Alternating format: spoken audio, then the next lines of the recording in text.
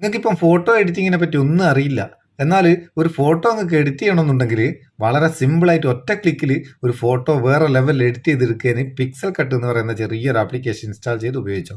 അതിൻ്റെ ലിങ്ക് ഡിസ്ക്രിപ്ഷനിലുണ്ട്. അത് ഡൗൺലോഡ് ചെയ്ത് ഓപ്പൺ ചെയ്താൽ ഇങ്ങനെ കുറേ സംഭവങ്ങൾ വരും. ഇവിടെ താഴെ ഒരുപാട് ടെംപ്ലേറ്റുകളുണ്ട്.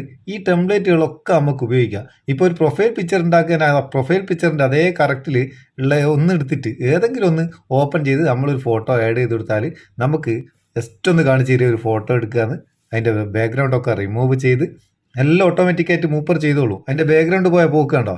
ആ ബാക്ക്ഗ്രൗണ്ടിലേക്ക് നമുക്ക് ഇത് ഏത് വേണമെങ്കിലും കൊണ്ടാക്കട്ടോ. ഇഷ്ടമുള്ള ബാക്ക്ഗ്രൗണ്ട് എടുക്കുക. താഴെ കാണുന്നുണ്ടോ?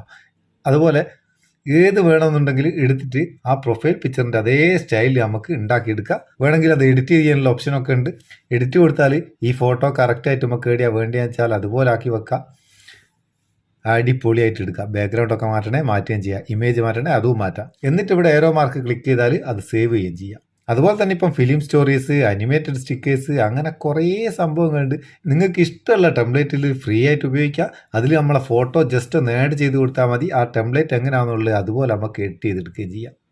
സംഭവം അടിപൊളിയല്ലേ? അപ്പോൾ ഫോട്ടോ എഡിറ്റിങ്ങിനെ പറ്റി ഒന്നും അറിഞ്ഞുകൂടാത്ത ഒരാൾക്കും ഫോട്ടോ എഡിറ്റ് ചെയ്യാനും ഒറ്റ ക്ലിക്കിൽ തന്നെ അതിൻ്റെ ബാക്ക്ഗ്രൗണ്ടൊക്കെ മാറ്റാനൊക്കെ പറ്റുന്ന നല്ലൊരു സംഭവമാണ് ഈ പിക്സൽ കട്ട്. ആവശ്യക്കാർ ഉപയോഗിച്ചിട്ട് അഭിപ്രായം അറിയിക്കുക. വീഡിയോ ഇഷ്ടപ്പെട്ടിട്ടുണ്ടെങ്കിൽ ഒരു ലൈക്കും കൊടുക്കുക. അപ്പോൾ നമുക്കൊരു ബൂസ്റ്റ് ആയിക്കോട്ടെ. നമുക്ക് അടുത്ത വീഡിയോയിൽ നല്ല സെഗ്മെൻറ്റ് കാണാം. നിങ്ങളെ സ്വന്തം Muthoos Meppayyur. Thank you so much.